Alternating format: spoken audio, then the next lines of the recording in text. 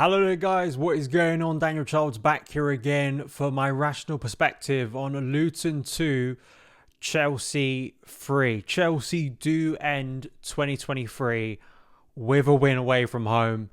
But of course, because it is 2023, we still do have some negatives to speak about because heart rate, like I'm sure like a lot of you watching that last 10 minutes was elevated. And it should have never got to that stage. And I think it's such a shame, isn't it, that a win is a win. And I think we still have to celebrate. And we have won 2 in a row now. And the fact that the team got through in the end there at a difficult ground that many better teams than Chelsea have struggled at so far this season.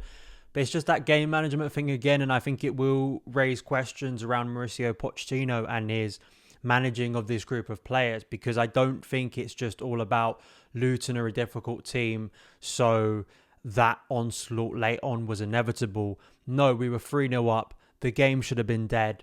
We should have seen it out. And the lack of ability of this group of players to understand game state, to understand game management, is something that is of big concern. It really is, because to build a foundation, to build anything where you can get through periods of the season where you can be consistent when you're not always at your best, I don't just think it's a case of Chelsea coming against a team who physically have caused a lot of problems, and because they're a bit unorthodox, they're a bit of a throwback team, it's an intimidating place to go.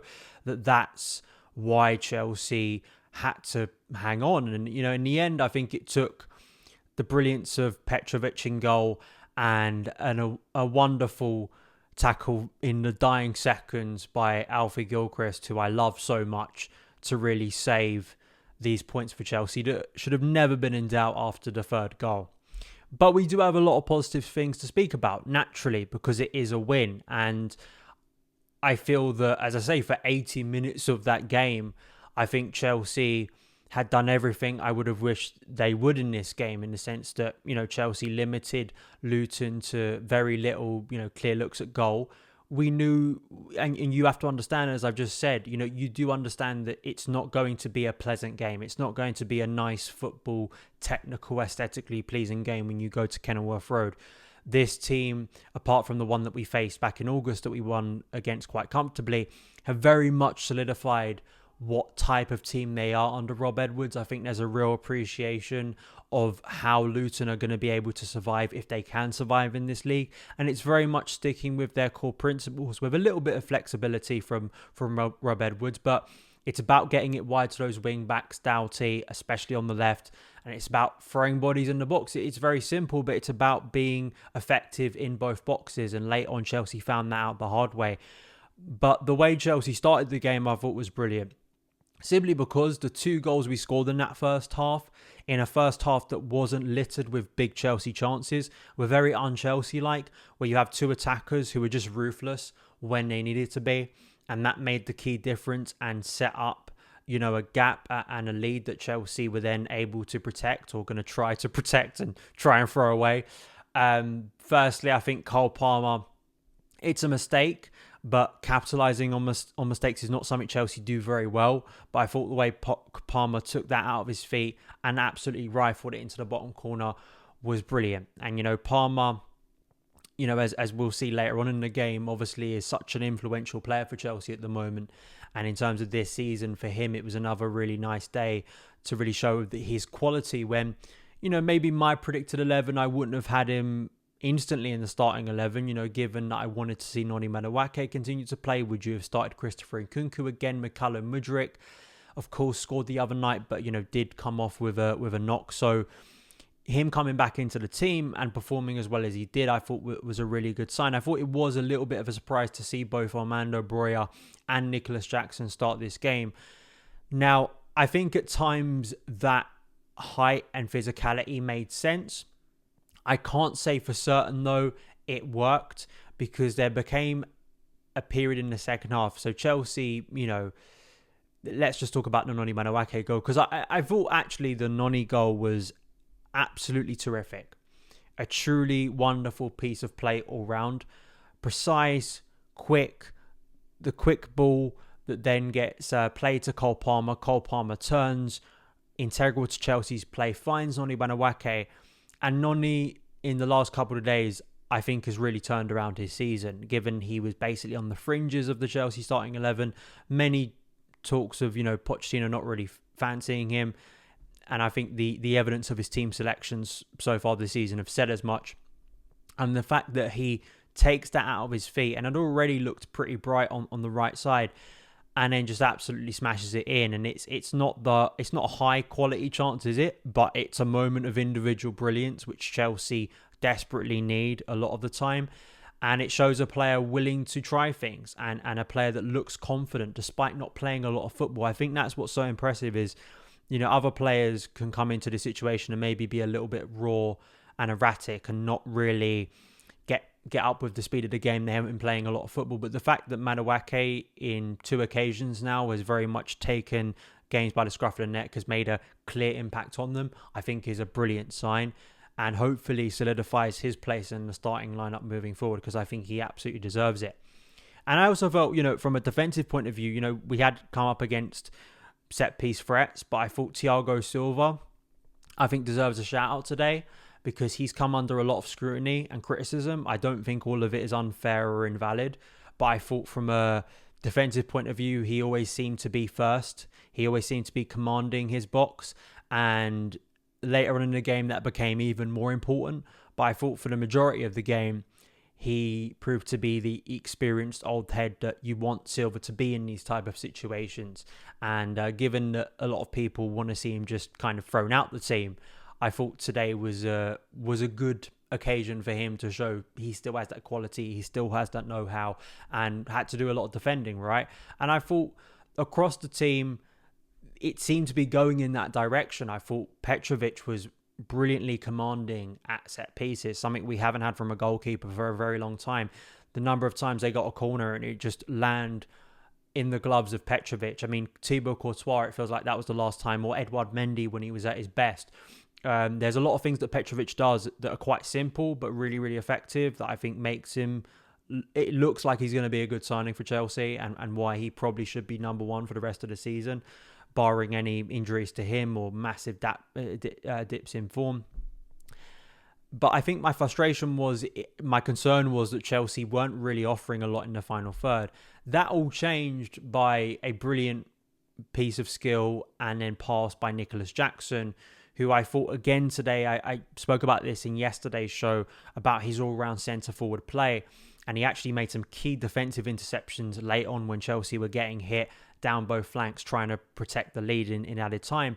But here was a brilliant demonstration, an obvious demonstration of what Nicholas Jackson is bringing to this Chelsea team that needs to be appreciated.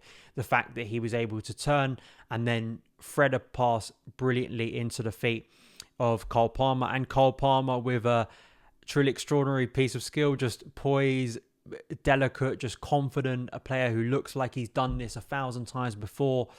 Of course he hasn't, but this is a guy who already looks quite mature in these situations. And when it goes to 3-0, when he's going into the crowd and we're all very happy and it looks like, oh, what a wonderful way to end this absolutely devastating year. But then the fact that the game still isn't over with 15 minutes to go, the fact that Chelsea, even in that situation, could be going into the final minutes stressing about clinging onto a lead, is just atrocious. Now, I thought it was absolutely poor that Chelsea brought on Christopher Nkunku but didn't utilise his speed in transition against the team that were pressing up against us. It just felt quite obvious. Was Mikhailo Mudryk not fit enough to come on as well? That's another piece of speed that I would have maybe brought on. Could you have brought on another centre-back earlier to really shore up the game? The fact that, again, it's another situation where he's bringing on Alfie Gilchrist with literally minutes left in the game, and you need a little bit of leadership. Again, Pochettino, I think, will rightly get a lot of criticism today for the way that team dropped and dipped, because it's not an anomaly. We have seen this before. It reminded me of the Arsenal game, right, where we let that slip. And there have been other moments within games where Chelsea just go from a position of dominance and comfort to a position of just complete jeopardy and inability to stop themselves being countered on or being attacked. It just became so obvious what Luton were doing, and it was so easy for them. So when the Ross Barkley header goes in, another set piece goal conceded, a free header inside the box, And then it just felt like an inevitability, to be honest, that they were going to score a second at least. The second is as bad in the sense that it was so obvious what they were doing and getting it out wide, throwing it in the box. Petrovic, as he has been doing in recent games, I think has done his best to try and save Chelsea. He made a brilliant save, I think from Morris, wasn't it? From a set piece, another free header that he prevented, going in. He should be given as much flowers as anyone else today, really, in terms of his ability to stop chances going in and making some key saves to relieve pressure. But the fact that the second one comes, it almost felt like this is only going one way. They did have 6 minutes and they did have a sizable chunk of time to do something. Chelsea then were able to cling on. But the shame of it, the real frustration for me is we should be sat here talking about a brilliant attacking performance. We should be sat here talking about great that we're going 2 wins in a row into the end of the year. Of course, we've got the FA Cup now, so there's a little bit of a gap between this game and the next Premier League game at home to Fulham, and hopefully to build some momentum. But I still feel like a chunk of the analysis post-game will be about that final 10 minutes and how Chelsea nearly let it slip. Some of that, of course, you give credit to Luton and the atmosphere and the momentum and the spirit of that team to keep going. It's not to try and say that Luton deserve no credit. Of course, as a team, they look very well drilled under Rob Edwards. That's not my point. I think my general point is, how can a team be so comfortable and just literally it flips to the other way where they look absolutely out on their feet, incapable of stifling their opponent, relieving pressure. These are things that, again, feel really fundamental Achilles heels that are going to catch you out sooner rather than later and have caught Chelsea out already. So I feel like that's just obvious to speak about in today's analysis. I want to be positive, and I know some of you were disappointed with some of my criticism after Palace. And it's 2 wins in a row, and it was Pochettino at the base level at the moment needs to pick up points. Chelsea at the base level need to start picking up points to basically secure their place in the Premier League for next season, but then also to try and gain some momentum and actual results to start feeling like Chelsea going into 2024 can start going a little bit like this, rather than very inconsistent, very incapable of winning games and bringing any joy to Chelsea fans. So the fact we have ended the year with a win at the end of the day, even though it was absolutely dramatic at the end, is of course a positive. We can't brush that aside. I think when we all calm down and we look back at it, that's a vital 3 points hopefully, and it's at a ground that teams have struggled with. I mean, Newcastle lost there recently, Arsenal were pushed all the way, Man City had some troubles there, Liverpool couldn't beat Luton at Kenilworth Road. So the fact that we've got 6 points against this Luton side, especially going to Kenilworth Road at this time of the year and getting 3 points, it is not something to be sniffed at. It's not something that you can just dismiss. I do think, though, you can't be overly surprised if the analysis from Chelsea fans, who are happy, of course, we're always happy when Chelsea win, will be, how did we go from that position of comfort to that position of instability within such a short period of time?